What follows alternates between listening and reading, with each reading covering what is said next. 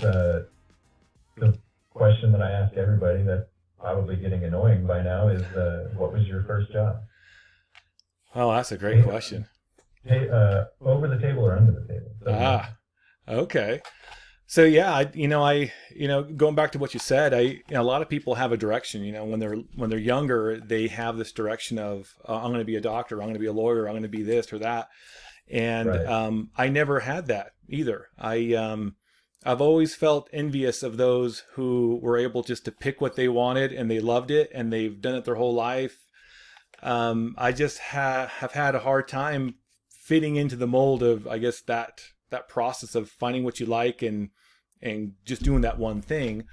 My personality has been more of finding um, finding what I like for now, doing that for a while, maybe selling it, and jumping into something else.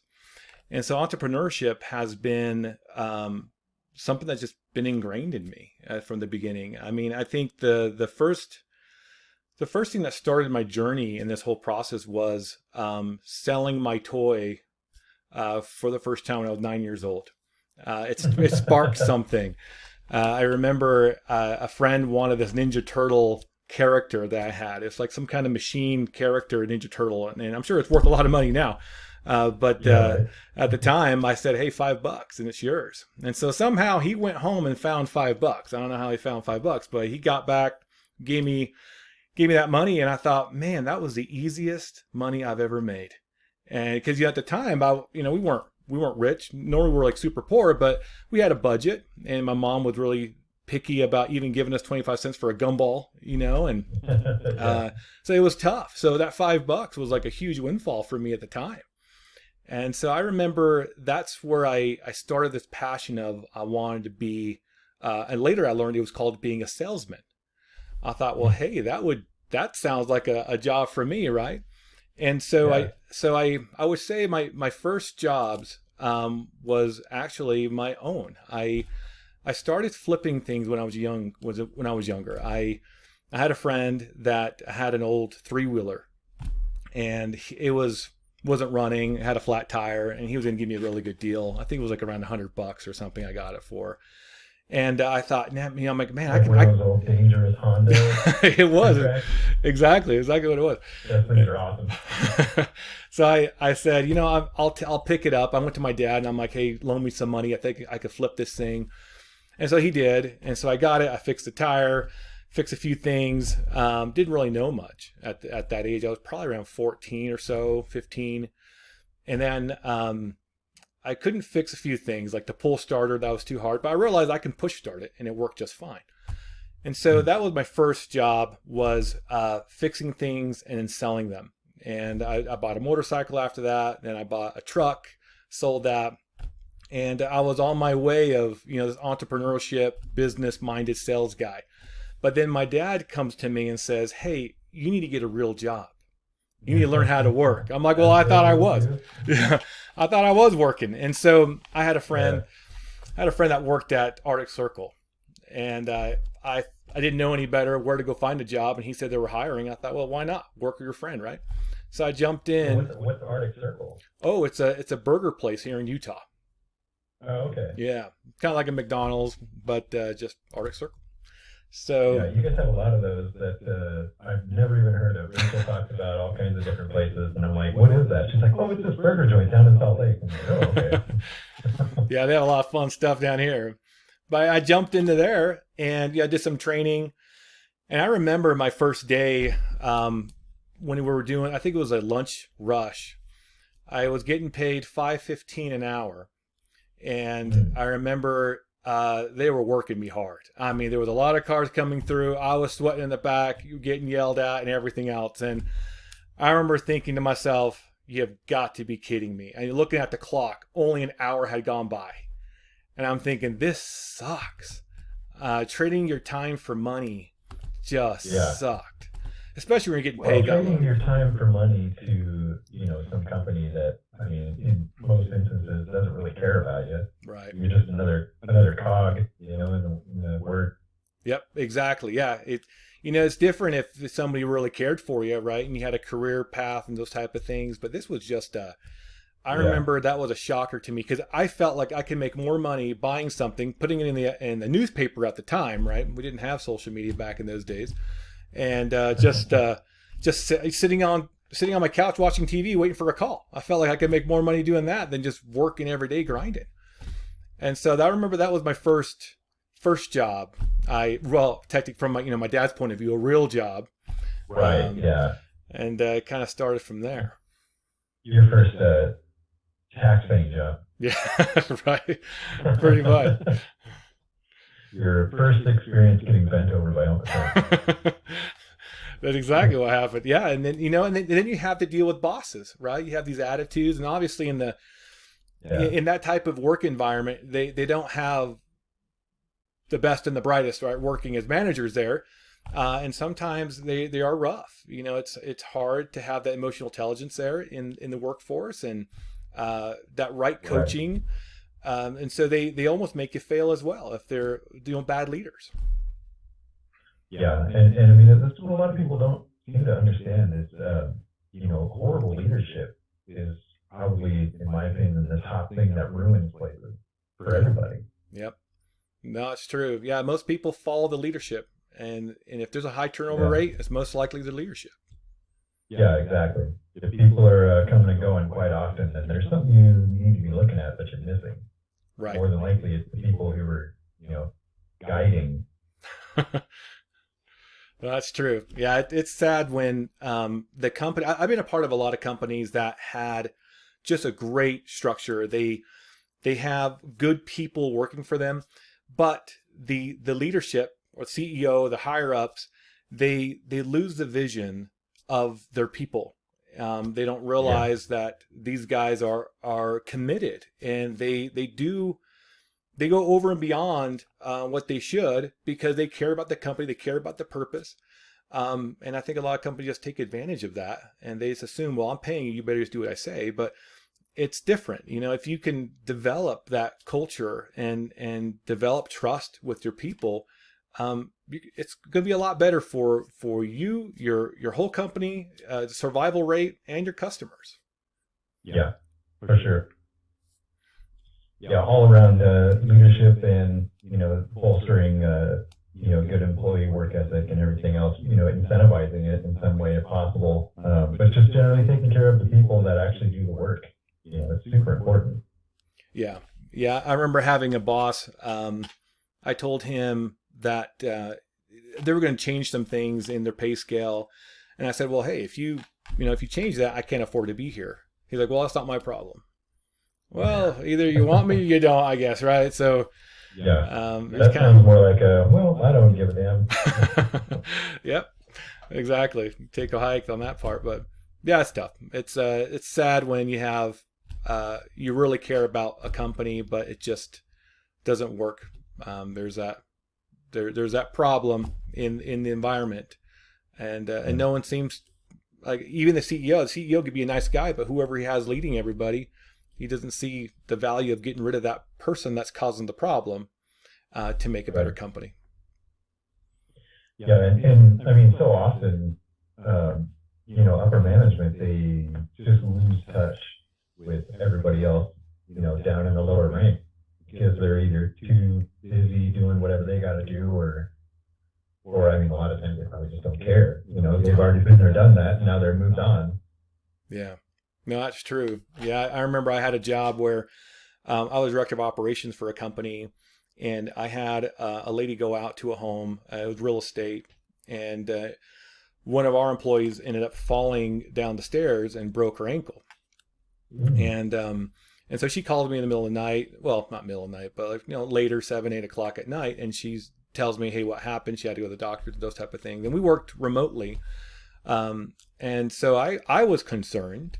I thought, well, gosh, what can the company do to help her out? That's unfortunate.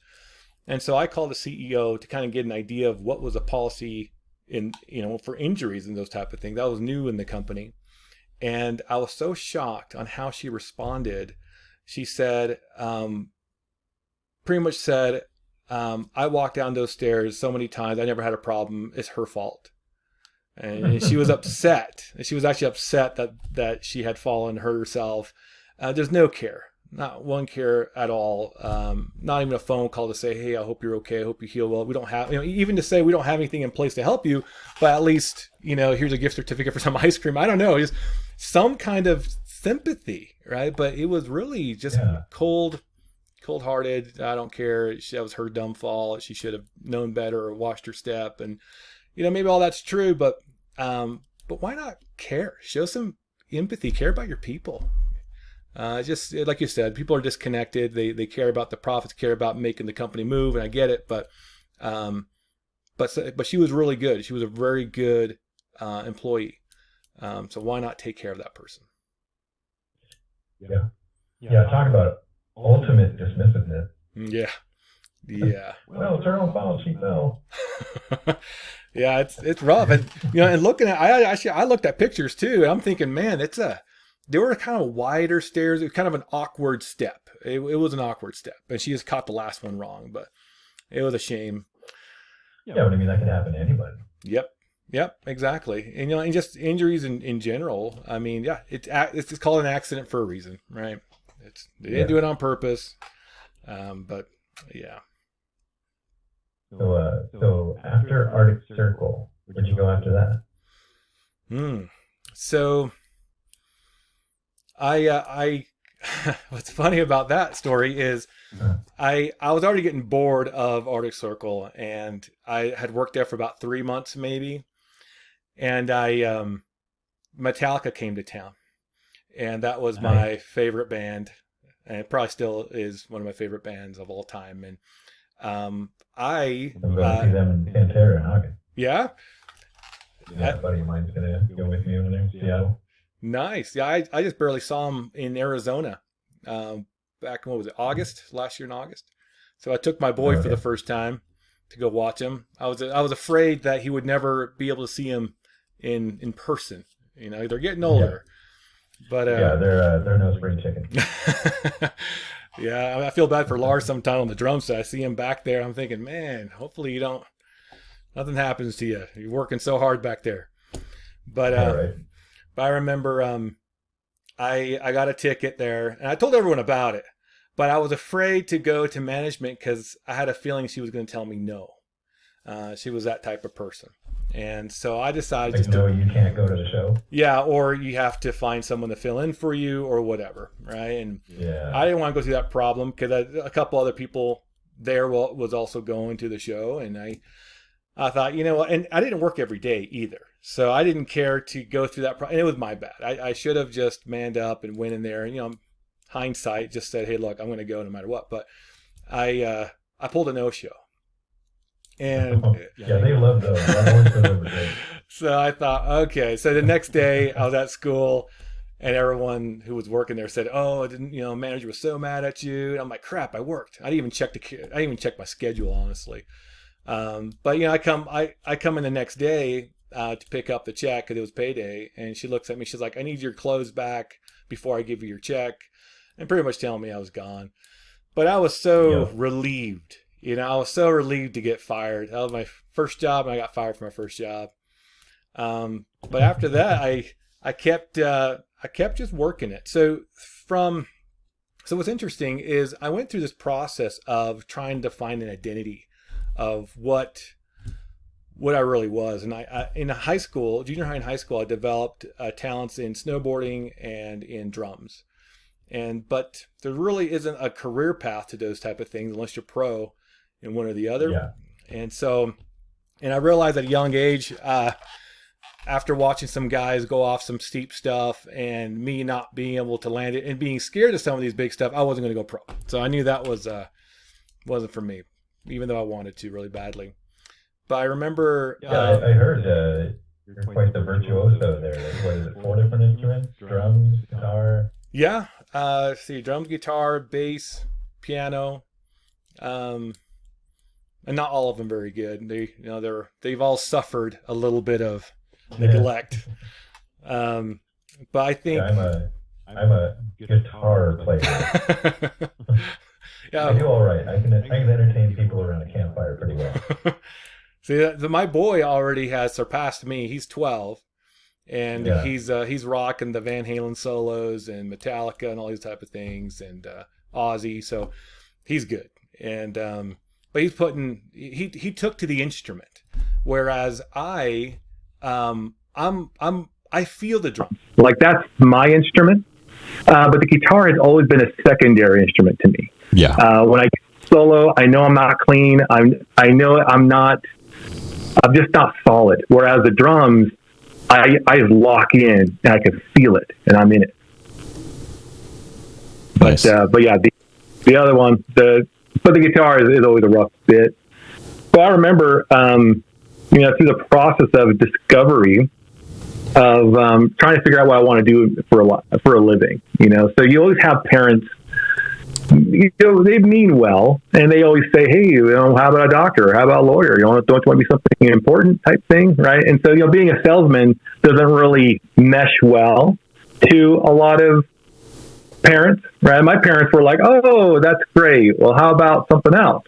And so either way, I remember after high school, I decided I wanted to I want to go more in the medical field. So in snowboarding, I thought, what can I do there? And I thought, well, I could be a ski patrol type guy. That'd be cool, and kind of grow into this type of thing. And so anyway, I took the EMT program, and I remember that was eye-opening and refreshing, actually, because your whole life you're going through school, and you are, how do you say, you're being told what to do every day, right? You can pretty much pass the class if you half listen, half read stuff. You can almost guess right on the questions.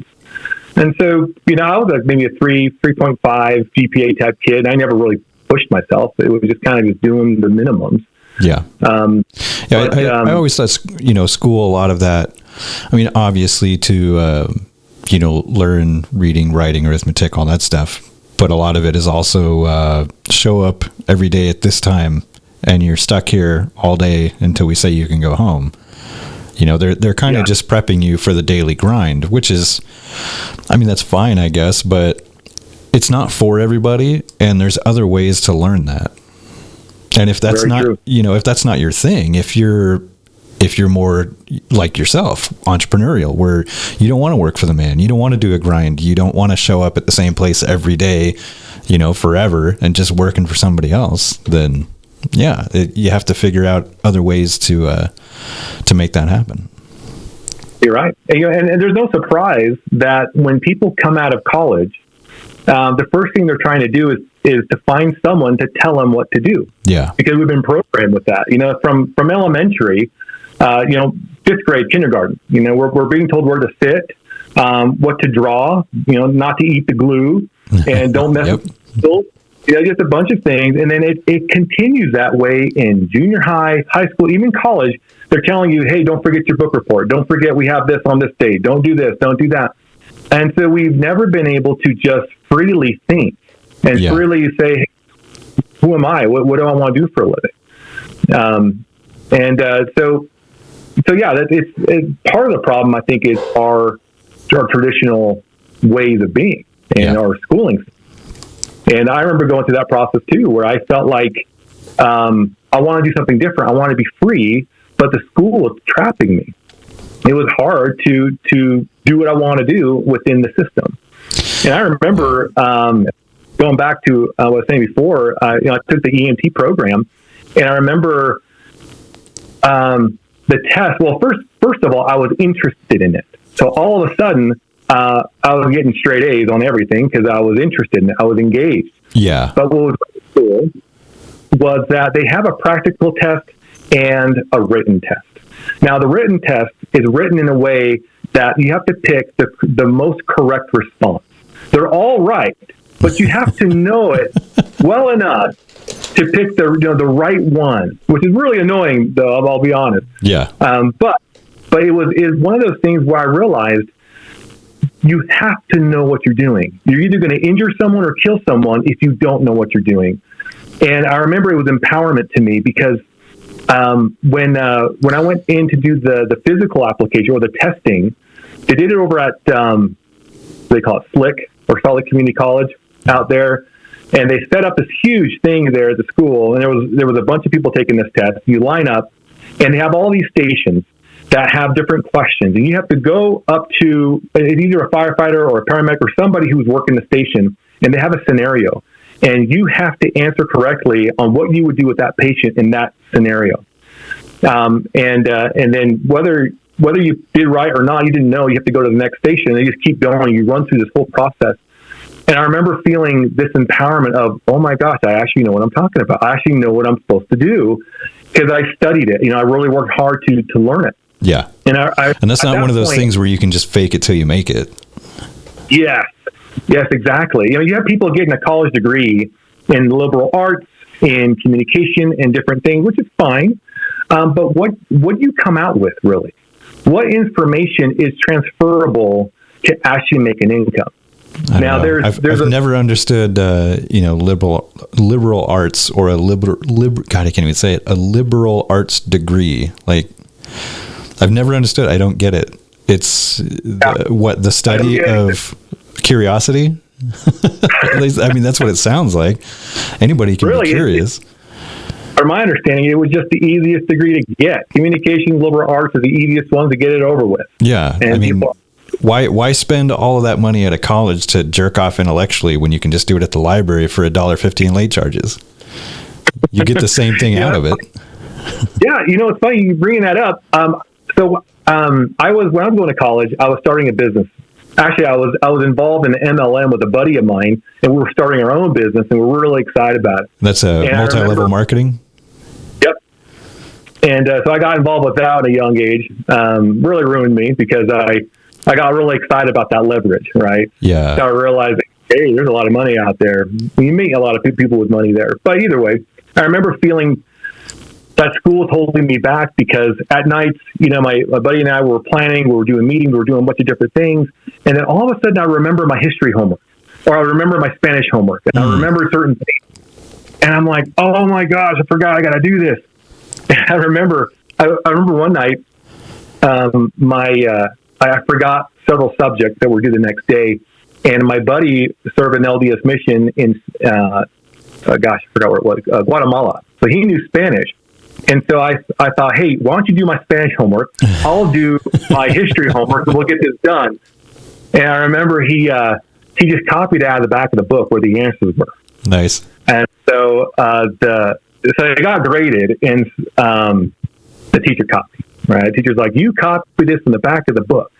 And oh my gosh, how embarrassing was that? So I had to make up something. I was like, well, my buddy was helping me, and I think he might have, just worked it out in the back, or I don't know. I made some kind of excuse, but I had to do it again. So that was... My friend did my homework, and he did a bad job. What do you want me to say? It was rough. It's like, I always felt held back. And what's interesting is even after the MLM, I started creating other businesses. So I started another video production company. I was trying to film extreme sports and stuff. Oh, that's cool.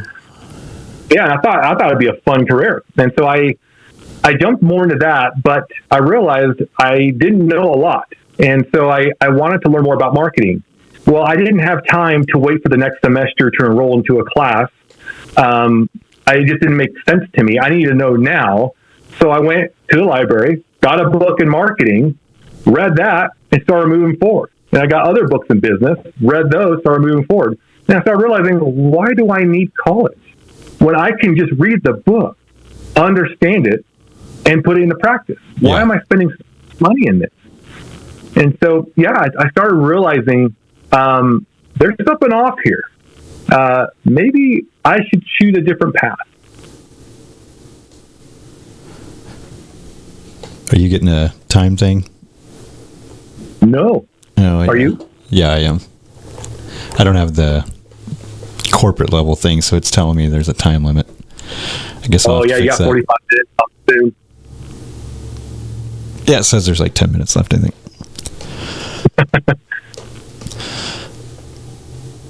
Yeah. So we'll have to take a break at some point. Yeah, the things you learn when you start something new. Yep. Yeah. So you wanted to film extreme sports, you talking like documentary style? Like what's his face? Warren. I can't think of the name. Yeah, that guy, Warren something. I know what you're talking about. Yeah, that's exactly what Warren.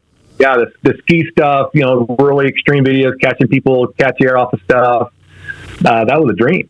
I thought it was really cool. I had another buddy that I met that did video editing as well. And so we got together and started filming people at skate parks and stuff like that. We started moving forward. It didn't go very far because I realized there was a lot of money required to get these systems. Right. Now, video editing is easy. You can do it right on the TikTok platform. Yeah. Well, yeah. I mean, anybody with an iPhone can do it now. I mean, if you really just want to get into it. Yep. So that was a little tougher. There was a barrier to entry on that one, and so we kind of fell apart on that. But yeah, it was. But I remember feeling this feeling of urgency that I wanted to learn a lot faster than what the program was taking me to. Of course, college is a business. They have to have a certain amount of people take a certain amount of classes for a certain amount of time to be profitable to make their money back. And so it just makes sense for them to get everybody on these generals where it does nothing for anybody, really. I mean, it's a great starter, perhaps, if people don't know where they want to go. It gives them a 2-year buffer of trying to figure it out. But if somebody really wants to people know where they want to go, give them a direct path. It's just saddening to me to see how many people can't get through college just because of the math program. I mean, shoot, the math, the calculus, and logs and whatever else you got to learn. It's tough. A lot of my friends were in the tutoring area for hours trying to figure it out. And I heard a crazy number. I heard that there was like 8,000 people or 8,000 students just in UVU that can't graduate every year because of math alone. Just because they can't get through the math portion? Yeah, it's just too difficult. Man, that's crazy. So people who are getting the degree in communications or liberal arts, I mean, and even in business, I mean, I have yet to use calculus in anything. Even algebra, mostly it's just basic math. You brought up aviation. I can't think of anywhere that would have ever needed calculus or algebra or any of that, trigonometry. Yeah, but they get you in there to get more money out of you. That's my opinion.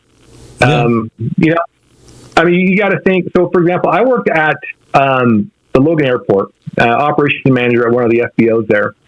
And I was talking to some other students who were going to the other program. Utah State was next door to us, and they told me that they would have to take 2 higher level math classes before they can even get into an airplane and start flying. Now, when I flew, so I got my pilot's license back in 2008, just for fun. I thought it'd be great to fly around. Nice. And I got it done in 4 months. I just busted it out as fast as I could. And that's the best way to do it. Yeah. But I didn't use anything more than just division, multiplication, addition, subtraction. Seriously. Like there was nothing high level with what I took with that program. But the school will require you, if you go through their program, they require you some serious classes before you can even get into an airplane. Wow. Yeah. So it's that. It's a disservice, I think, to a lot of students. Well, you're still giving me some hope, though. I've been wanting to get my pilot's license as well for probably at least the last year. So that's something I plan on working on here pretty soon. Do it. Yeah, what I did was I found a guy on KSL that was the CFI, a flight instructor, and he knew where I can go rent an airplane. And so together, and he also charged me a lot less because he was trying to get more hours and things like that. So it worked out for me and him. And so I went out. Oh, you hung up there. On my own. Oh, there we go. So I bought the videos, the King Air videos, or what they call it. It's King Air School. You can buy the program for the private pilot. And then I bought the book, and I bought everything I needed for that whole kit. And then every night I would just read and watch the videos for 4 months. And I saved probably $4,000 to $5,000 just doing it that way. Yeah. Doing on my own. A lot of schools will want to teach you. They want to charge you for ground school. So at the end of the day, I think I spent about $5,000 or so to get my license, doing it my way. Nice. And it was fantastic. I'll tell you, once you start flying, so in 10 hours of flight time, you can be soloing. And I remember my first time soloing, I got up in the air and I'm thinking to myself, oh my gosh, I'm a pilot. Like, this is so freaking cool. And it's an amazing experience. So I recommend everyone to try it. It's super fun. Yeah, that sounds like it'd be awesome. Yeah, I've always wanted to do it. I mean, like I said, I thought about being an airline pilot when I was younger, but I don't know so much, especially with being away from home all the time and, jumping all over the country. I don't know that I would be into that, but just having my pilot's license and maybe someday have, either my own small plane or a share-in one so I can just take off and head somewhere, for a weekend. That'd be sweet. Yeah, it's fantastic. I mean, even if like here in Utah, you can go rent a plane. Let's say you take off of Spanish Fork. You can go up to Heber. Usually pilots get a car, like a free pilot car, courtesy car, to go out and do some errands and come back. And so you go out, eat some lunch, with somebody, come fly back. It's about 20, maybe 25 minutes flight time both ways. So a little under an hour, you can have a nice date night. And depending on the plane you fly, it could be between $150 to $200, but it's a little expensive for a date night. But it's different, right? It's a different experience in life. And you realize that it's just, the world is so much smaller when you get in an airplane. You can get to places so much faster. And just a different world, getting in there. Yeah. Well, that date night's a different experience. And, and that's what you're paying for, that $200, just to get up and see the sights and all that and have a good time. Yep. I mean, that'd be worth it to me. Yeah, it definitely is. It's, I think the hardest thing about flight is that it's just consistency. Yeah. You have to fly for a while now, but, if you're not consistent in flight, then, it could be dangerous, right? If you're not proficient, if you're not keeping your proficiency up. So at least flying once a week, somewhere to keep it up. Yeah, you don't want to end up like Harrison Ford, just running down any runway you want in front of everybody. And Dude, that guy has like 4 different aviation infractions. He still has his license. Yeah. So I don't. Yeah, it's funny. I've seen some of those. Yeah, that guy's nutty. Okay, it says we got about 1 minute left, so you want to go ahead and take a break, hit the bathroom or something? Sure. And we come. I can send me a new link. Yeah. Okay. Sounds good. All right. And we're back. So we left off. You got your pilot's license in, what was it, 4 months? Yep, got it done in 4 months. Most people will get it done in about a year, 6 months to a year. Yeah. Which I mean, if you can do it in 4 months and save yourself a whole bunch of money, I don't know why you just wouldn't do that. That sounds way easier. So if you can do it fast, if you have the cash and if you have the time, do it. Just bust it out as fast as you can, because there's so much just book material you have to know that you tend to forget it the longer you keep in the program. Right. And so you have to pass your written test. That's a big one. So you have to get all that information, knowledge in your head. But the longer you go, it's just harder to remember it all. You'll forget some things. So if you can bust it out in one shot, that'll be the best way to go. Yeah. Yeah, that's the way I would go about it. You just got to find the book somewhere. Yeah, get the Jefferson book or King Air School's program. It's fun. Yeah, just watch it every night. Little half-hour video every chapter, and you'll become a pilot. So what are you doing? What are you doing now? Are you still in marketing? Good question. The last about year and a half, I've been testing some new things out. So I left the real estate industry and I started building out 2 different tests. One was in the drone industry. I liked aviation. really miss it, but it's expensive. Yeah. And so right now priorities are more with the kids and things like that. So I thought, well, how do I get my six to go up in the air? And drones are it. Drones are fantastic, and the technology behind them are just pretty amazing. So I thought, let's see what I can do in the drone industry. And then also I wanted to kind of go back and revisit some things. So I had a fabrication company back in 2012 or so, 2013. You owned a fabrication company? Yep. Nice. And so I built out some pretty good stuff. We did a lot of the sports, the extreme sports type builds. So railings for skiing and snowboarding. I built a ramp, a floatable ramp for a pro wakeboarder. He wanted to be the first to do a triple or a double backflip on a wakeboard. Nice. And he also wanted to jump his wave runner, which I thought was interesting. We did a deal with the Hogle Zoo where we built a smoker out for them. That's a really big smoker. They can wheel around the whole park and do turkey legs and stuff like that. So we did pretty good stuff. So I enjoyed the creativity of it, where you're drawing up, these napkin drawings and you're just bringing it to life. And so I thought, well, I wonder if I can get back into that. And so I did some testing on whether or not the market is good for repairs. So it's been cheap enough for a while now that people will just rather just throw things away instead of fixing them. Yeah. So I thought, well, with wood, plastic, and metal, how are people going to be, are they ready to repair their stuff? And so the last year and a half, I've been working on those two projects to see if there's any validity to it. How do I scale? Right now, I'm finding that most people aren't open to fixing things. They just want to just throw it away and replace it. Yeah. And it's just that way. I mean, even with the process I've been trying to put together, it's harder to fix something and make it profitable because it takes time. Some of these, even a small technical fix on a plastic piece just takes forever to get it to stick.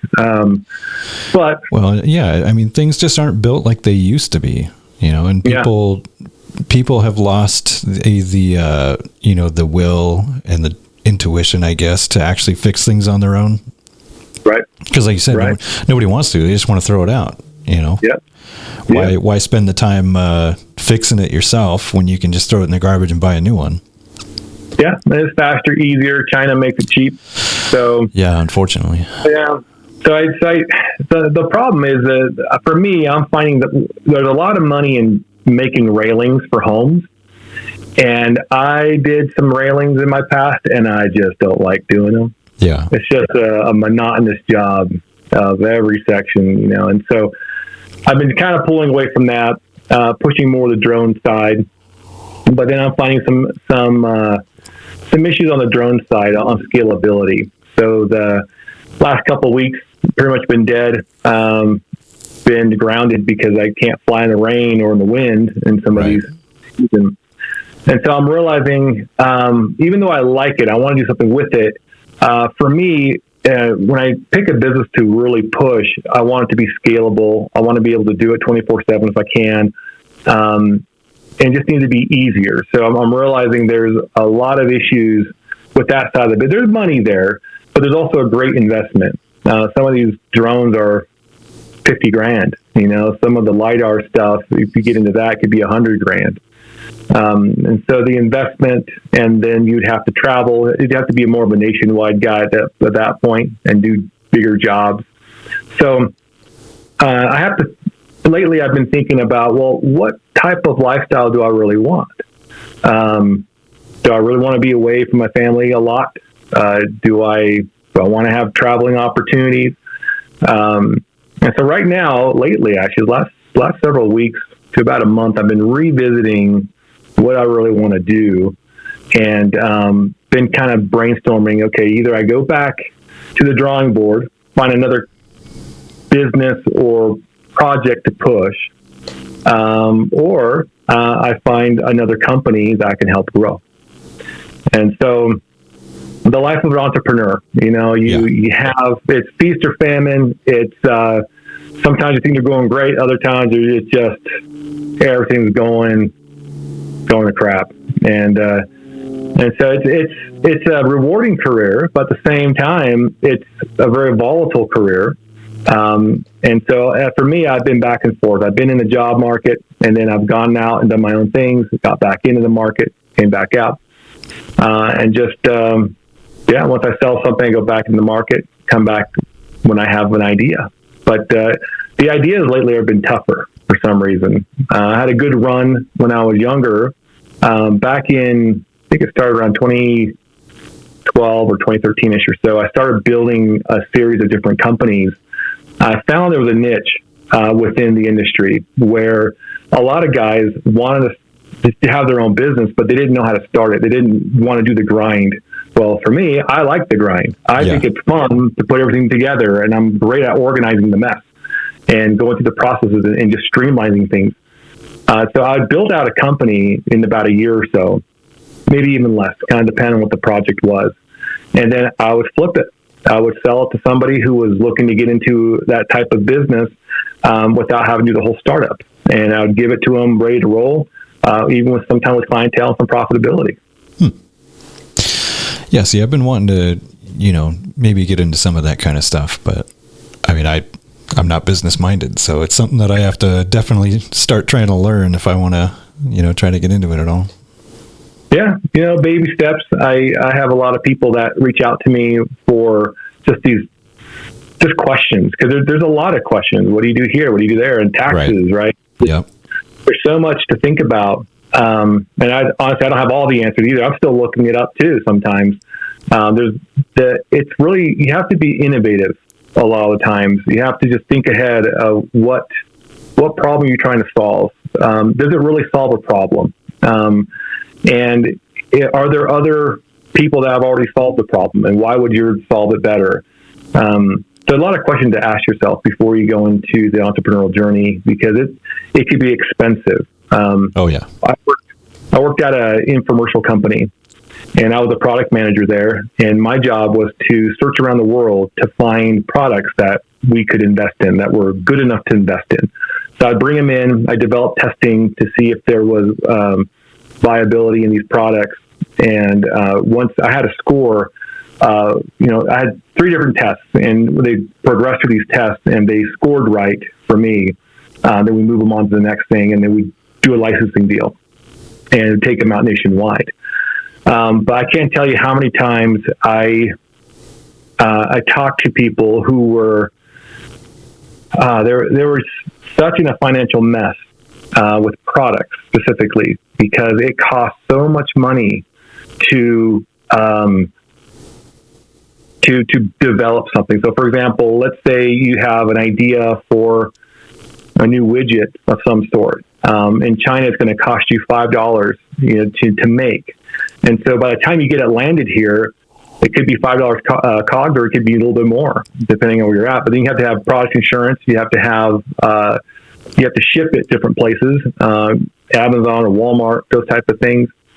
And so what happens is a lot of people will get excited about their product and say, hey, I can solve a problem. I'm going to make a mold in China. They develop this whole thing, and the molds can cost between $5,000 for a cheap one to $200,000 for a more complex mold. And so people are mortgaging their homes, maxing their credit cards.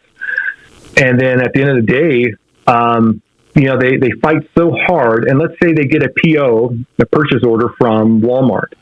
Well, a test run with Walmart is 50,000 units. And if your COGS are at $5 or so, you're looking at about $500,000 to try to get this thing up and going. You have to come up with that kind of money to develop your product, or $250,000 to $500,000 is what we've seen to be able to get your enough product for a purchase with Walmart. So where do you come up with that kind of cash, right? And then then people usually die there. And so that's when you go on Shark Tank. yeah, it gets hosed over, but then somebody takes 50% or more of your business, right? And so, some of those deals can be good for some. Some are pretty bad deals, but really, though, you look at it all. Any one of those sharks with the popularity they have, they'll make anything successful for the most part, right? So, yeah, if you give away half your company or even 3/4 your company, that's still pretty good with what these guys can produce, depending on what you're selling. Yeah, you're still going to make some dough. I mean, it's not nothing. Yeah, so these guys do pretty well, I think. But then again, what's sad is if you do get into Walmart and it's not a good seller, you will share in the drops. You will share in the losses. Yeah, and it could be hard. I mean, Walmart is one of those that they don't ship your merchandise back to you. They'll just sell it off as fast as they can to get it off their floor. And it could be a $30 item, and it's going for $5. So you could be losing 50 cents on the dollar. And so then you're in debt. So not only did you buy all this product that's not really selling, it's going to sell at a loss. So you're still in debt at the end of the day. So the product side is scary to me because there's just so much risk involved. You can lose your shirt all the way down the line of, from the store all to the marketing side, to the shipping side, to the materials. There's a lot to think about. But on the services side, I started a company with tax resolution. I started a tax resolution company, and it was introduced to me. And I'm not a tax guy, so when someone told me, "Hey, I got a tax service that I think would be a good idea," my eyes were glazing over. So like people that owe money on their taxes, you guys would help them figure out how to make a deal with the feds. Exactly. Yep. Huh. So we'd work out a deal, and we'd be a mediator, almost like an attorney type situation where we worked out. Now, somebody could do it on their own. They don't have to go through a service like us, but they didn't know how to do it. So obviously, they would hire us. So I remember when I saw, when I got introduced to that, I thought to myself, no, I'm not going to do it. It's just not my type of, my thing. And so a couple weeks went by, and I thought, I'm just going to look into it. And as I did the research and went through the rounds of that, I found that you can charge between $1,000 to like $20,000 to get someone, right with the IRS. And I thought, okay, well, I'm interested. And so I decided to do a test. So I did a marketing test on Facebook alone. And I spent around $1,300, maybe $1,400 on this test. And in 3 weeks, I brought in $10,500 in sales. Damn. And so I thought, okay, I'm a tax guy now. So what was the test? Just trying to get people to come in and be like, yeah, please solve my problem. Yep. It's all about testing. There's so many products that just aren't going to go anywhere, right? People are patenting their idea because they don't want anyone to steal it, but really it's not even sellable in the first place. It makes them feel good to spend 10, 20 grand on a patent and hang it on their wall. And as far as it goes, I think 80, 90% of all patents do that. Yeah. So it's kind of a sad deal. So you really got to work it out, do a lot of focus groups. And then on the service side, there is less risk, depending on what you're doing, except for tech. Tech is one of those expensive, involved type things.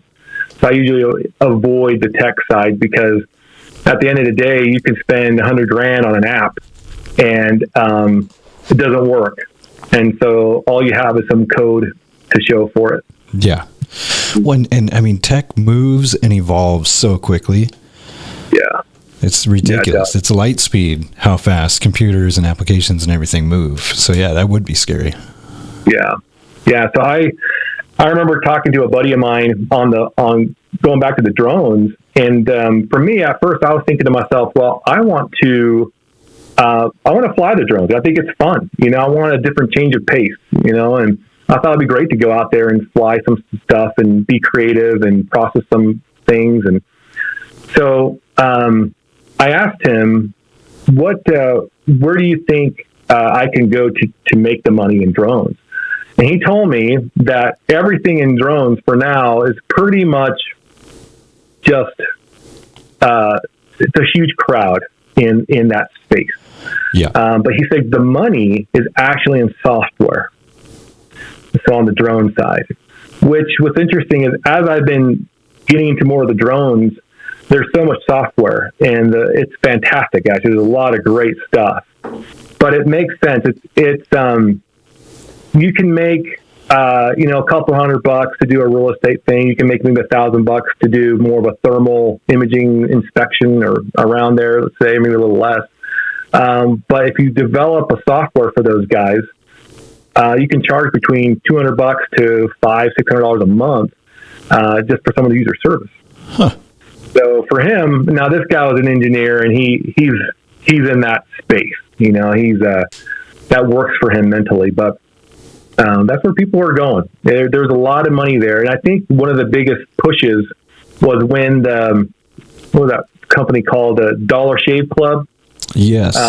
They started this whole subscription service bit, and they were it was amazing because when they sold their business, they sold it for 10x.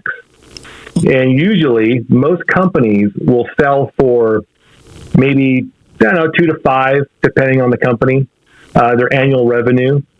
But this company sold for 10x because of their subscription service. So all of a sudden that lit a fire under everybody, and that became just a huge push, I think. Especially for me, I've always been looking for a subscription type business to get into, because it is good. Well, yeah, there's a lot more of those. I mean, they seem like they're growing. Yeah. When it's getting annoying, right? Yeah. There's a lot of subscription fatigue now. And especially, SaaS, software as a service. I mean, all of that stuff, everything. You don't just buy computer programs anymore, Yep. Like nothing comes on a CD or a DVD. Right. You just download it and then you pay for it. But a lot of things, if not most things, you end up paying a monthly subscription to use. Yep. I remember Adobe when they switched out to a subscription model. I was so mad. Yep. I still have CS6 on my computer just for nostalgic reasons. Yeah. But I've been forced to go into the Premiere Pro, or the way they call it, CC, whatever's on the online desktop thing, and yep. I'm stuck. You can't get around it now. Most corporate software, like a lot of stuff we use at my work, it's all subscription. You got to pay for it every month, and it's not cheap. Yeah, our tax resolution programs, we had 2 or 3 different programs, and each one was between $200 and $300 a piece. So we're about $1,000 a month just on software. Yeah. Well, yeah, because you're paying per license. So, right. However many people that you have that need to use that software per computer, then you're paying $200, $300 a person. Yep. Every month. So, I mean, depending on how many people you got, especially, like an engineering department, like at my work, we have like 7 people, if not more, that are, using, our engineering software. And I mean, you're probably talking, I would guess at least $5,000.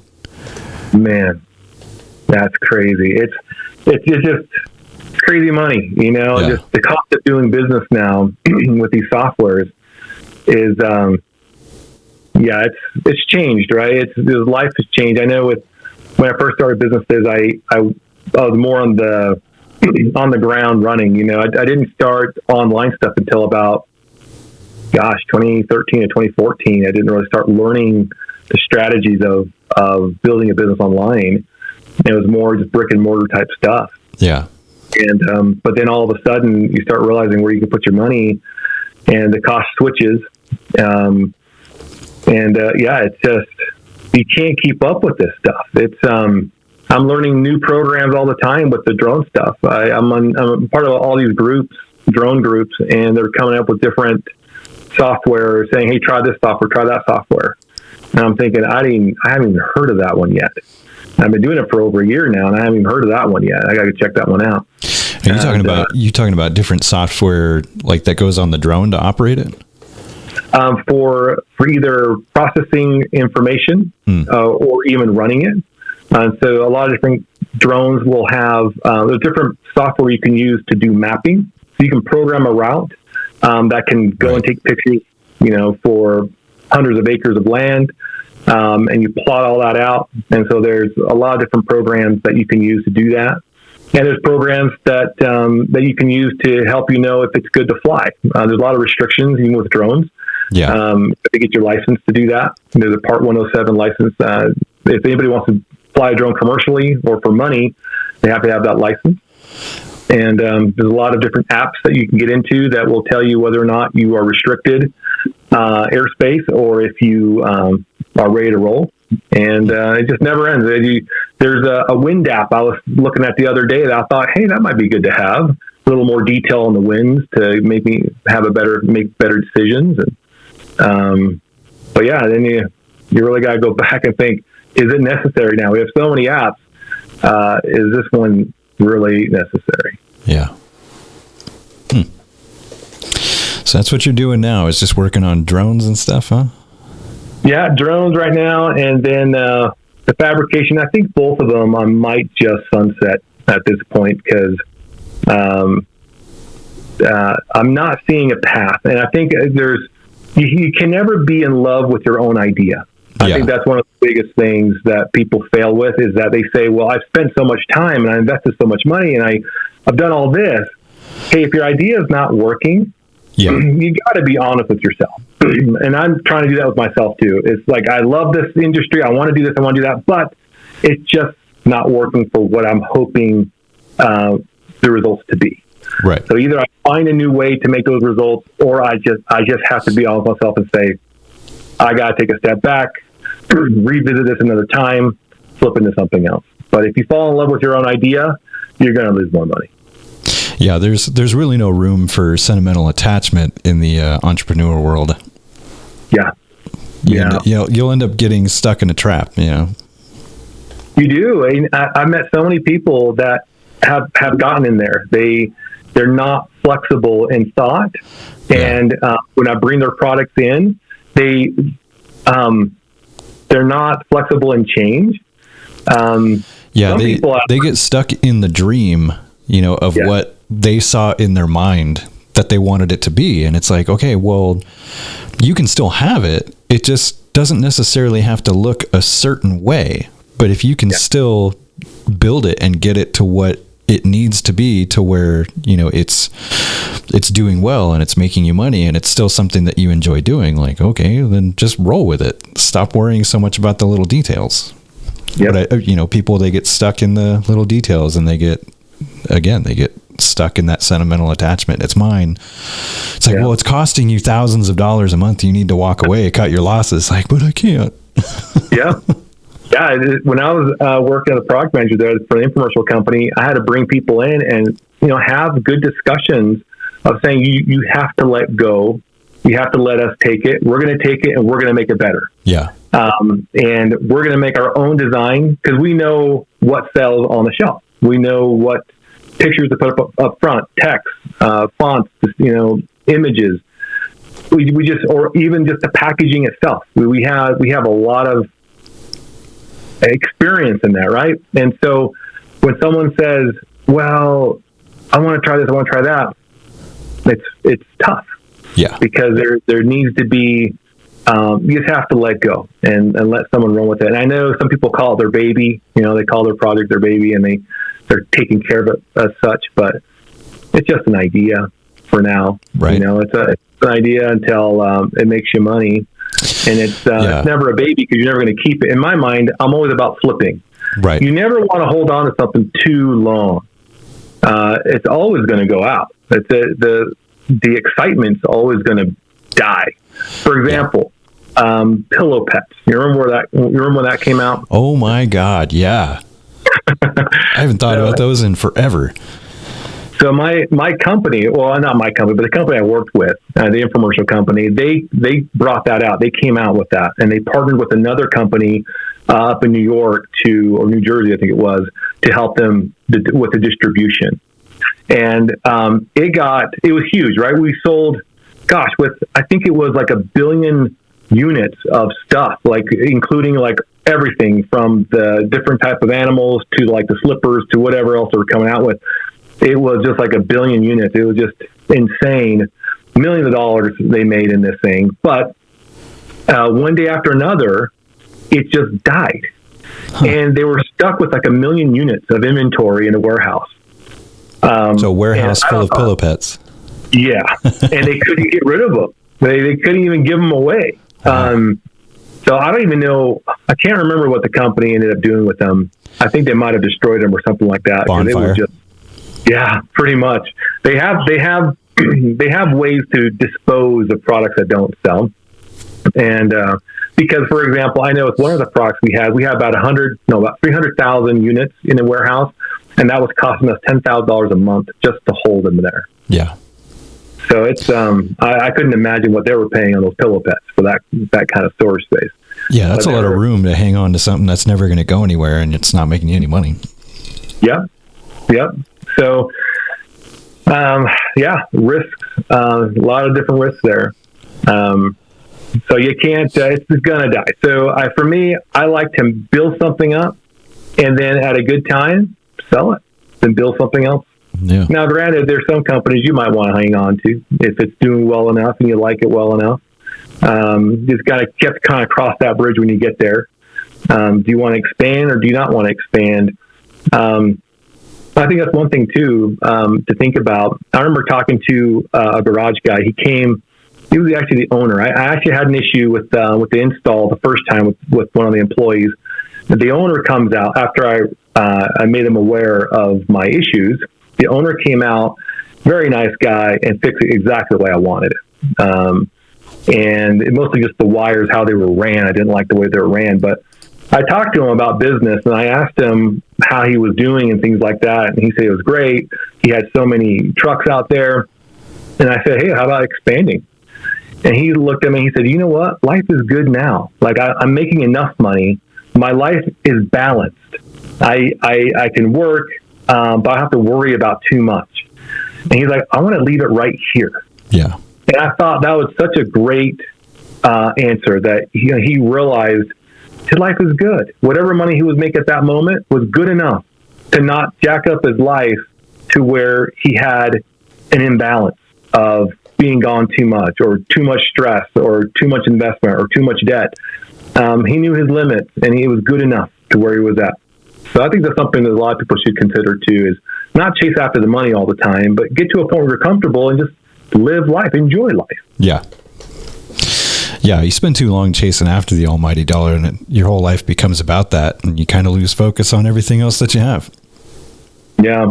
Yeah, I remember seeing a TikTok the other day. This guy goes around asking old people what they wish they would have done and any type of advice they would give to the young crowd. And everyone said to not chase the money. Don't chase those opportunities all the time. For them, it was relationships. It was peace in their life. You can be, you can live middle class and have peace, but you can be rich and just have no peace in your life. Yeah. And always running around, always busy. And I see that too much. I see that with even in my neighborhood, in my family. You see a lot of people doing a lot. They're so busy, right? Kids are going to band camp or they got basketball, they got this sport, they got that sport. And they don't even sit down until they get home at night, like at 9 o'clock at night. Yeah. And with my family, I talked to my wife, we discussed that we're not going to do that. We like having this free time where it's just bumming around. We're busy at times, but there's got to be some time at night where you can just bum around and say, hey, let's just turn on a movie. Let's just kick it for a little bit and just relax. And even creativity doesn't come unless you relax, you rest for a bit. Yeah, and I've never understood that. Like, I get teaching your kids structure and how to do for themselves and all that stuff and how to be responsible. But I mean, I think so many people, they push and push and push, and they don't leave any room for, I guess, creativity or to just be themselves. It's and it's taking up their own time as well, because you're constantly driving the kids around to this, that, and the other place, piano lessons and then soccer practice and then baseball practice and football and everything else. These kids don't even have time to just breathe, let alone have some fun. And it just seems ridiculous to me. I never understood that. Why would you do that? Yeah. And what's crazy is for me, just recently, well, about 4 years ago, my dad passed away in a motorcycle accident. Oh, I'm sorry to hear that. No, thank you. But ever since, this is the first person close to me that passed away. I've been lucky in my life that I hadn't had too many people close to me pass away, but he was the first. And ever since, my mind has been going towards, we just don't know how long we have, right? Yeah. And so why are we wasting time? Why don't we have, people ask that question, well, what would you do if you knew you were going to die tomorrow? Well, for one thing, I wouldn't go to work. I wouldn't do a bunch of stuff if I knew I was going to die tomorrow. Right. But really is we just got to make every day meaningful, purposeful. So my whole mindset changed after that, after having that experience.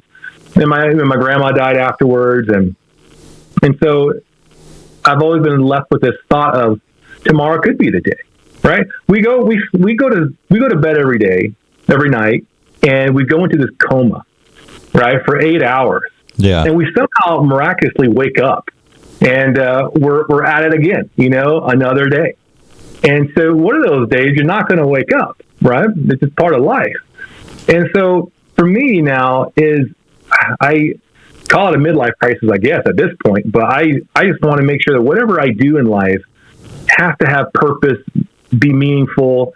And I'm just living every day with joy. Now, I don't have to go around skydiving to feel like I'm living life, but right. just waking up and just doing meaningful things, learning new things, feeling like I'm growing, developing in something, everything from like physical, spiritual, and just talents. And so, I think a lot of people have gone through what I've gone through, and they start questioning what they're doing in life. And I'll tell you one thing, I haven't thought about the money. Money hasn't been something that I'm thinking, oh, I want to be a millionaire now. That motivated for me to work harder, not necessarily. Yeah. I'm now looking for opportunities to work on my little family band. My kids all play the guitar, drums, and bass and stuff. And so I'm trying to push their little family band.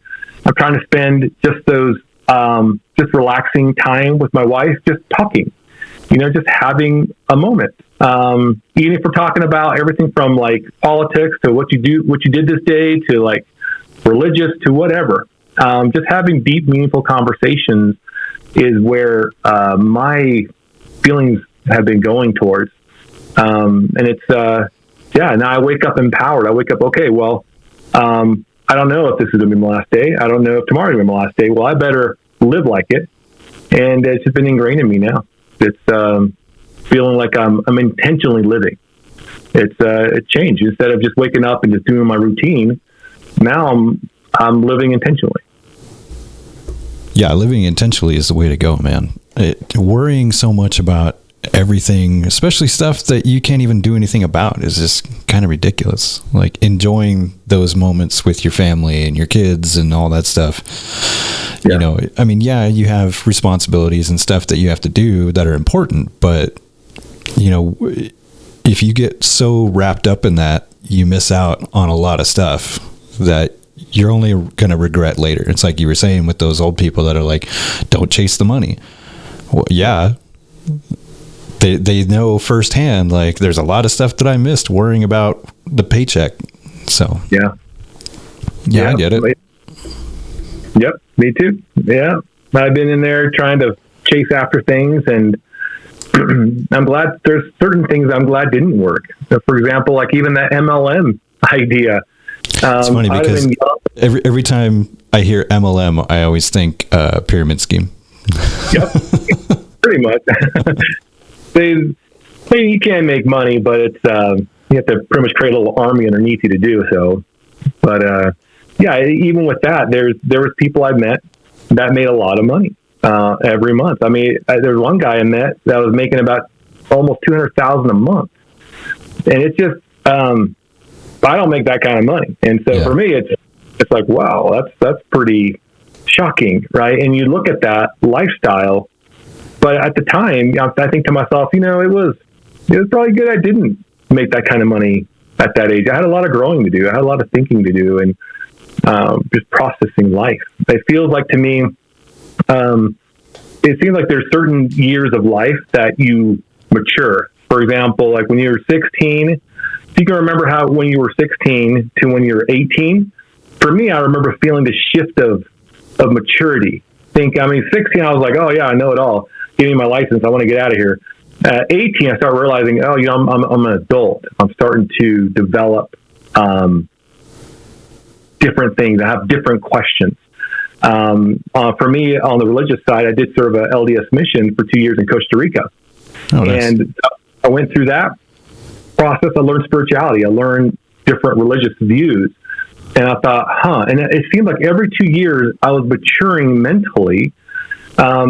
And for that process there. And then for a while there, I feel like I've kind of haven't grown, because I haven't been pushing as much as I probably should have, perhaps. Yeah. I haven't been engaging myself maybe as I should have. And, this is going to cut us off here in less than a minute again. So, okay. You want to keep going, or are you ready to wrap it up? Well, I can go as long as you want to, man. Let's see. I know you had some specific topics that you listed before: public education, college, homeschooling. Cover some of that. I think just the homeschooling is one of the only ones I didn't cover. All right.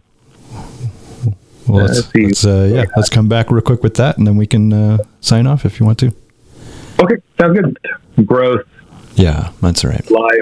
Every couple of years for me, it was growth, and then maybe become stagnant for a little while. Mm-hmm.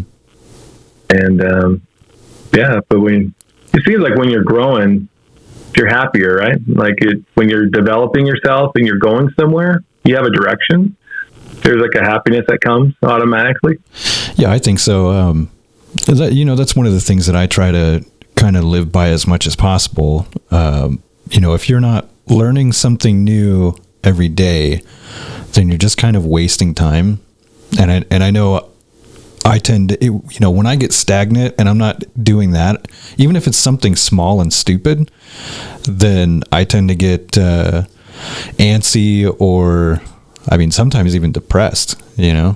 Because you're just not doing anything. You're sitting still. Yeah, I've been there. There's actually a program that I bought actually called Blinkist. Have you heard of that? I have heard of that. Yeah, I haven't even looked at it, but I've heard of it, and it seems pretty awesome. Yeah, it's fantastic because they have all these books on audio. You can read it or you can listen to it on audio. And so when I work out, I'll put it on, and you can get a book done in between 15 to 20 minutes, and they give you the gist. They give you the whole summary, like the main points of the whole book. So you actually have something actionable you can take from the book. There's times where I've read 300 pages, right? At the end of the book, I'm like, I don't even remember what the first chapter was about because it took so long for me to read the book. But this you can bust out a bunch of books, and they give you really good information in 15, 20 minutes. And you're done with the book, and you move on. And then, you're learning something new. It's fast. Even on your drive, depending how long your drive is to work, 15, 20 minutes, you can finish a book. So Blinkist, I recommend that. It was a good one. I ended up just buying the whole year. I think it was like $100, and they have a ton of books to go through. So are you more of an audiobook guy then? Do you do a lot of those? Yeah, I feel like I am a slow reader. I like reading, but I just don't get through it fast enough because for one, I'm busy, so it's harder to sit still and sit down and actually pull out your phone or a book and just read. But if I can get the audio going, then while I'm driving or while I'm working out, while I'm doing something else, even at my office, like sometimes there's this mundane work you got to go through. I'll just have something in the background I'm listening to. And so it's giving me a lot more opportunity to get through stuff. And I remember there was a guy that I listened to. It could have been Zig Ziglar, or it could have been one of these other older guys. But they mentioned that if you were to listen to an audiobook every day, just going to work and back, I think it was an average of like maybe an hour a day or something like that. In a year, you'd gain the same amount of information as you would with an associate program. degree or something like that. But why stop learning? Like you're saying, if you're feeling unhappy, then most likely you stop progressing. There's something your body's telling you, hey, you might want to change what you're doing, add something else in there. And doing hard things is actually something that brings happiness, which is interesting. People usually avoid hard things, but if you challenge yourself, in the end, it actually becomes a really joyful thing. Yeah, well, and I mean, challenging yourself to do hard things, I mean, that's how you learn to do hard things. And over time, it just becomes easier and easier to do. And it builds confidence too. Every time you get a win, you're like, yes, awesome, sweet. Yeah. And you feel good about yourself. Yeah, a body in motion stays in motion. Yeah. And I used to work with a guy who he did audiobooks all day. That's all he did was he put his headphones on, and he would get through, I mean, depending on how long they were, sometimes like 4, 5, 6 books a day in like a 10 to 12 hour stretch. And he's one of those guys that's almost like creepy smart. Like, you talk to him and you know that he knows a lot of stuff. And he has a great personality and he's a very funny guy, but you can tell like his brain's working 110% all the time. Yeah. I met a few of those guys. They're fantastic. They have so much information. And it's, I sometimes wish I was that smart. They make me feel dumb sometimes. Yeah. Yeah. I have a couple of guys, my friend Luke, he's been on twice now, and he's kind of that way. He's one of those guys where you're talking to him and it's hard to keep up. Like you can tell that they're probably dumbing stuff down. Yeah. It's incredible to see what people come up with. I'm fascinated by the people I get to work with in different jobs, because I know my mind works differently. And for me, I need to take small bites and then process those bites. And then I can put them into like a process for myself. But there's some people out there that just have an ability to capture this information, or any information, and just make sense of it, or they're able to internalize it somehow. And you have like talk show hosts, people call in and these guys only had maybe that afternoon to like read a newspaper, and then they have all these talking points. I'm sure they have a team to help them out, but they make sense. They put it all together and their mind just works in just a great way. Yeah. So we need a chip for what's that? We need to get a chip, an implant for that. Oh, it's coming, man. It's coming. Elon's working on it right now. Hey, there we go. Just give it a little bit. You get yourself a Neuralink stuck in there in the old noggin, and you'd be able to control your phone, your fridge, your car, everything. Man, that'd be awesome. I would love to be able just to download a job. Like, let's say I want to work for NASA. Great, just download it.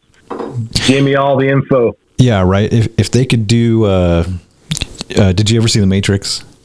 Yeah. Yeah. So how he's like, I want to learn how to, fly a helicopter. And then 2 seconds later, they load a program and it's like, yeah, okay, let's go. Yep. Yeah.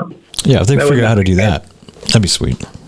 That would be cool. Yeah. I actually just saw something the other day where somebody who isn't able to talk, they installed some type of neural chip in the brain with wires coming out, and they connected to this computer, and the AI is able to process their thought process. So I don't know how it works actually, but there's signals there that it's capturing, and all they have to do is now is think, and the computer will repeat what this person's saying, and giving now the ability, somebody who can't talk, the ability to talk, which is just fascinating. Yeah, I think they just started the first human trial, or one of the first human trials for Neuralink in the last month or two. And they installed it in, I think it was a blind guy. And now it's given him not full sight, it's kind of rudimentary, but they can make out shapes and like if all you could see was black and white and it was all fuzzy, like that's kind of what he's got. I thought that was pretty cool. Like, wow, all right, they're getting there. Yeah, it's amazing what people are coming out with, and this is exciting. Yeah. I mean, you think about how far we've come. I mean, 200 years ago, we were still horse and buggy. Mm-hmm. And then all of a sudden now we're flying a little drone on Mars. It's just incredible. What's going to happen in another 200 years? Yeah. I remember, I think it was Larry King that said something about how he wished he could live longer because he's seen so many amazing things coming out. He wanted to be allowed to see more. Yeah. And that's where we're at. I got a souped up computer now, but in the next couple of years, it's going to be, slowpoke compared to what's coming out. Yeah. I mean, it already is as of, next week. Yeah. The speed is insane. I mean, the drones itself, I have a little drone that is, it's about $1,000 or so, but it's, that little drone has GPS technology in it. It has so much abilities. I mean, I don't have to fly it really. I could just program it and it goes. And if I want to come back, I'll come back and land within like a foot radius of where it took off from. It's just amazing what this little thing could do. And I know there's higher tech out there we just don't know about. But yeah, but it's amazing to see what people can come up with and what problems they can solve together. Yeah, everything they're hiding in the basement at Area 51. Yeah, it's interesting. I actually went during my my flight lessons. My flight instructor, he told me that his friend's dad was a higher general or officer at Area 51, and he traveled to different bases. And they kept bugging him to let him, because they wanted to know what was in there, and they wanted there was aliens and those type of things. And he told me that he got sick of it one day. He was a little upset, and he went to him and said, "Guys, look, I'm going to tell you one thing, and that's it, and then stop bothering about it." He's like, "Yes, there are green little men." Nice. And so he said that he was shocked by it, and till this day he doesn't know if he was really serious or if he was like playing a joke on him. But he said it upset and serious, and he said, "Leave me alone about it." And said there was. So yeah, it would not to go in there and see what's going on. Yeah, didn't they already come out recently though, and they admitted that the spaceship crashed in Roswell back in the 50s? Yeah, they're opening up everything. I mean, what's interesting is all European. They have a task force. They have a world task force for UFOs. Because apparently the governments don't know what's flying in our airspace. And honestly, I've seen several in my lifetime. Well, yeah, living in Utah.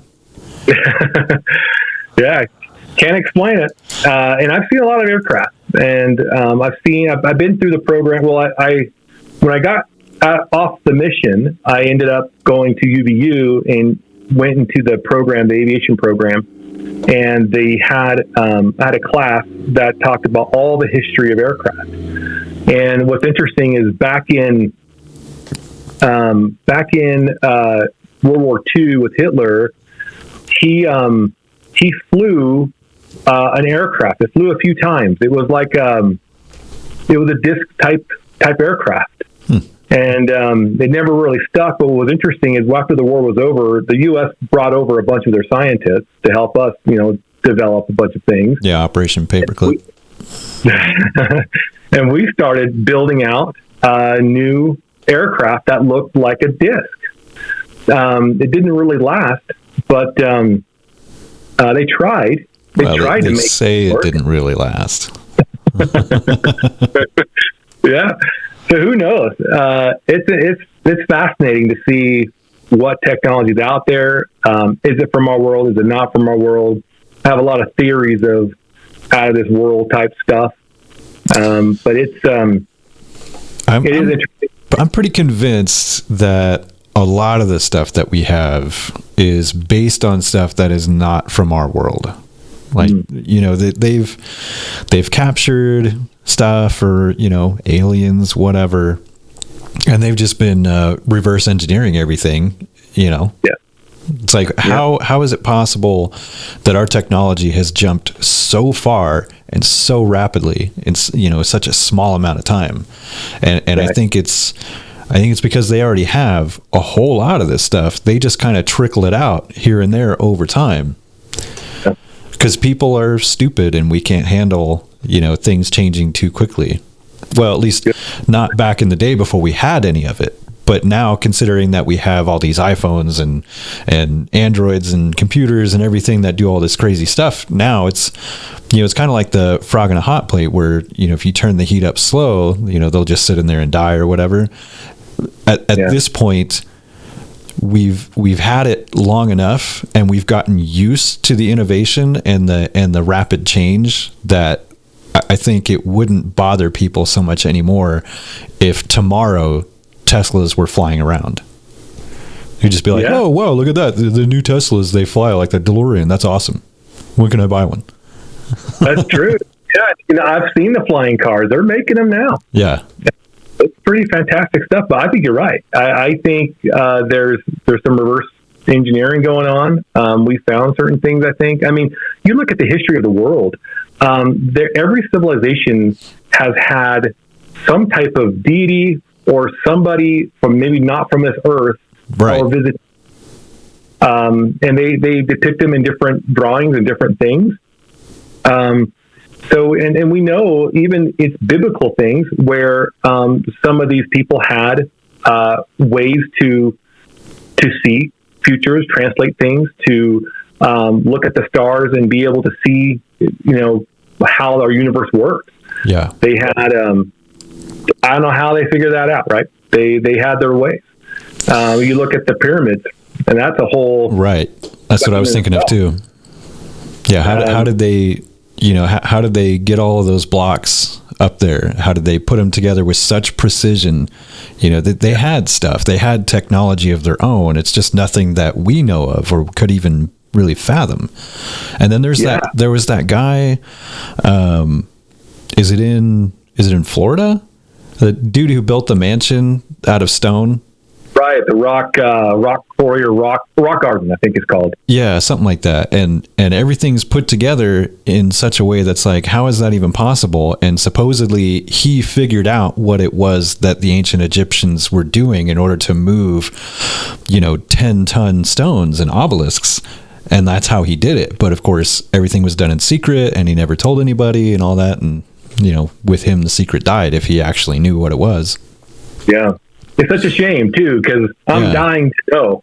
Yeah, really. I think everybody is, and it is a shame because if you knew, how come you wouldn't at least write it down and leave it in a safety deposit box somewhere so that after you're dead and gone, people would know. Right. Yeah, unless he's sworn to secrecy from some other alien race. Yeah, right. I don't know. I mean, it's fantastic because you look at the Greys and the reptilians were like, never.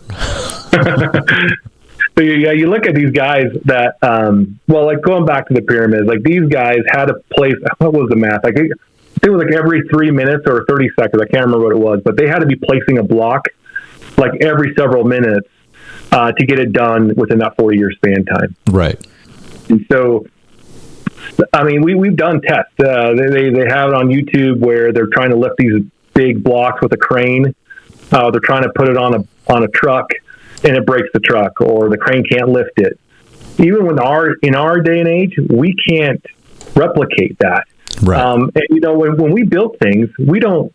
Our engineers or architect type guys aren't going to sit there and think, what's the most impossible building we can build? No, they build within their abilities. Right. Yeah. Yeah, that's what you get architects for and engineers and all that. So it's like, no, that's not possible, but we can do this. Yeah. So these guys are able to, through math and science and whatever back in those days, they built these things within a few degrees of like the constellations. They fit a piece of paper through these blocks. Man, it's just, and then even the inside, it's so finished that it's like polished granite. And even today, granite is the guy said it's just a lot of work, even in our day. That's why it's expensive. Granite's expensive because it just takes so much time with our machines to get it polished like that. So yeah, and those guys did it like it was nothing. Yeah, they had a way of doing things, and I would just, my assumption is that there's probably a technology that's just been lost. I mean, they found a battery over there. I don't know if you heard about that vase. Yeah, I saw those, the clay pot batteries. Yeah, that was interesting. Which is interesting. You know, did they realize that that's what they were making, and did they actually use them for anything, or is it just a coincidence that they happened to throw some sort of acidic compound in there, and we discovered them later, and we're like, oh yeah, there's electricity in this thing. That's weird. That's true. The one fun story that I really enjoyed, I was watching this Ancient Alien show. I think it was on that show. But there was, oh man, I forgot the place. I need to go try to find it again. But there's this wall that surrounds the city. And for years, they've been puzzled by all the little pockmarks around this wall that protects the city. And there's like hundreds of them, hundreds of these holes. But they didn't go all the way through. But it made a pretty good indentation, and every shot or every hole is glassed over. Like there was like an intense heat. And everybody, was puzzled by this for, I don't know, hundreds of years probably, until they found some scrolls in a cave that talks about a man who had a staff that shot fire from the staff. And now everyone's thinking, wait a minute. Was he shooting? was this thing hitting this wall? And then they're trying to make connections. Is it possible there was a technology out there that people had that they can shoot something with, a high-powered plasma gun? Is this, where did it come from? Right? Where did that story come from? And who knows? The story is that they found these scrolls in some kind of cave, and it hasn't been touched for thousands of years, and it seems to explain that there was wars, and this weapon was used in some of these wars. So it makes me think of, you remember? Did you ever see Stargate? Yeah. Yeah. So you remember the staffs that they used in that, where they shot the laser bolts or whatever out of them at everybody? Yeah. I wonder if it was something like that. Some kind of alien weapon that was some weird staff where they could just shoot stuff. I mean, that's what it sounds like. Yeah, I agree. It very well. Yeah, that's a great image. Thinking about it now. You wonder, was there technology mixed with the old time living, or like kind of like Stargate, right? You got these guys out in the middle of nowhere, but then you got an alien race with this technology. That came by. Well, and his technology was based on that compound that they were mining that you can't even find on Earth, that the Stargates were built out of, and probably his entire spaceship and all of that stuff. Yeah. So it's fascinating to see what we're coming up with, what we're finding. And, maybe in the next couple hundred years, we'll actually figure out some more things. Well, see, I also wonder too if some of our intellect is blocked by too much in believing that things are impossible, if that makes sense. Yeah. You know what I mean? Like, so obviously when you've got the pyramids, and they figured out how to put this stuff together and how to build it and make it work, and in such record time, and how to do all the granite and all of that stuff. So, okay. They say that that bees shouldn't even be able to fly by any stretch of known physics, right? Because their wings are too small and their bodies are too big, they're too heavy, and yet they fly. They said the same thing about helicopters, that helicopters shouldn't fly, yet they do. And I mean, okay, well, why wouldn't they? It's a giant fan attached to the top of some steel body. Right. So, I mean, when you think about known physics, okay, well, obviously there's stuff that we don't know. Maybe we need to stop thinking, such two-dimensionally, and like, well, that's not possible. Well, it's not possible. You only say that because you don't know how it works. But obviously it's possible. So let's start putting our brains together and figure out, like, how is it possible? Because there had to be a way that they lifted all of those stone blocks and put them in, such finite order. And like you said, you can't even shove a piece of paper between them. There's a way that they did it. They did it somehow. How the hell did they do it? Just because we don't know how they did it doesn't mean it's impossible. Obviously it's possible. So how did they do it? Yeah, that's a great point you bring up, because after seeing this, my first UFO sighting was around 10 years old, 11 years old. And I've seen several since. And I remember that opening up my mind to possibilities. I didn't really know anything about aliens at the time. I just remember seeing something. I'm like, wow, it was weird. And a buddy of mine was with me. And I remember the day clearly too. And that always opened up my thought process of, like, I can't say something doesn't exist. Because, of course, you have people who will call you crazy if you believe in UFOs or even Bigfoot. Yeah. Right? You say that, oh, you're crazy. But what interests me is that there are thousands of sightings every year. And some of these people are legitimately, truthful. They saw something, right? Right. And as a scuba diver, I've dove in a lot of different places, and there is no way we know what's going on underwater. There is so much stuff underneath the water that we don't even know about. I mean, just a couple of years ago, I heard that they just found a different species of whale that they haven't even realized. These things are 40 feet long, and we just barely realized there's a different species of whale that we need to add into the database. And so there's times where I've done night dives in the ocean, and I shine my light under the water, and you see, like thousands of little things moving.